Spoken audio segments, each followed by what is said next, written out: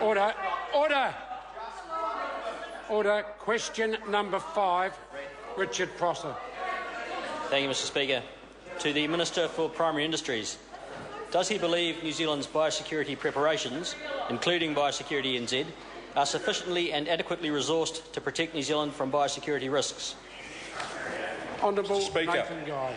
Yes, as the member will know, risk can never be eliminated from any system. That is why the government has a comprehensive approach to biosecurity at pre-border, at the border and post-border.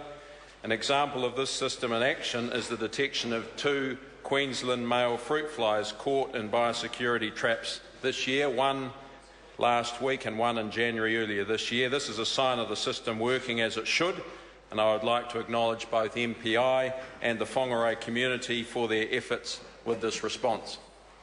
Supplementary. Supplementary question, Richard Prosser. Thank you, Mr Speaker. To the Minister, given that answer, does he believe that the $1.6 million on the first fruit fly and potentially the same amount on the second fly just discovered would have been better spent on the biosecurity fence at the top of the cliff rather than the fumble catch ambulance at the bottom of it?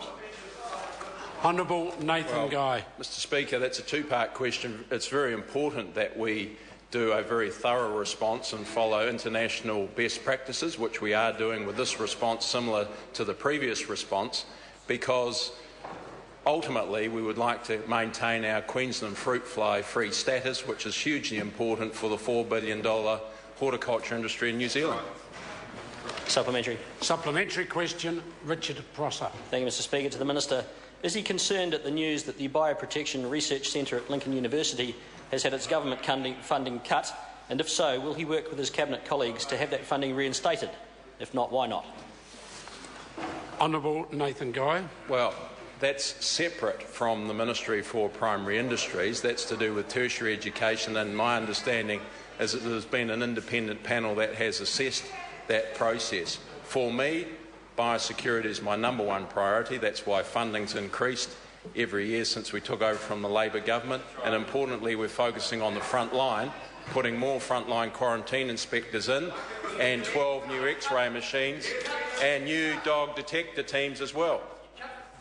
Supplementary. Supplementary question, Richard Prosser. Thank you, Mr Speaker. Does he consider the $182 million spent on biosecurity to be sufficient, given that it represents less than 0.75% of the value of the $25 billion agricultural industry it is supposed to protect, without which 3/4 of our economy would not exist?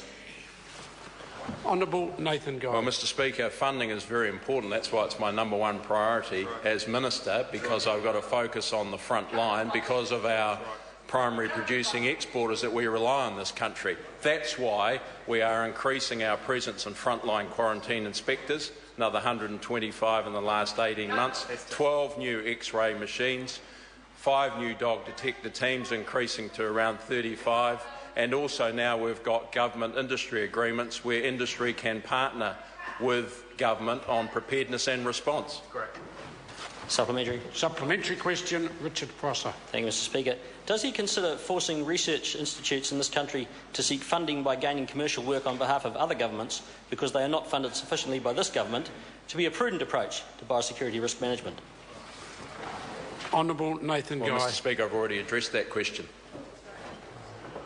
Supplementary question, Honourable Damien O'Connor. Mr Speaker, do the continuous stream of biosecurity incursions under his watch provide enough evidence of his failure as Minister, or what will it take to prove that cutbacks in staffing and funding have undermined New Zealand's biosecurity reputation and put our whole economy at risk? Honourable Nathan Guy. Mr Speaker, I'm sick and tired of the rhetoric from the member opposite. What he doesn't acknowledge is all of the incursions that occurred under the Labor government. And if that member wants me to run through them, I will now. Varroa, painted apple moth, Didymo, the list goes on and on and on. Question number 6, Dr Russell Norman. Order. Dr Russell.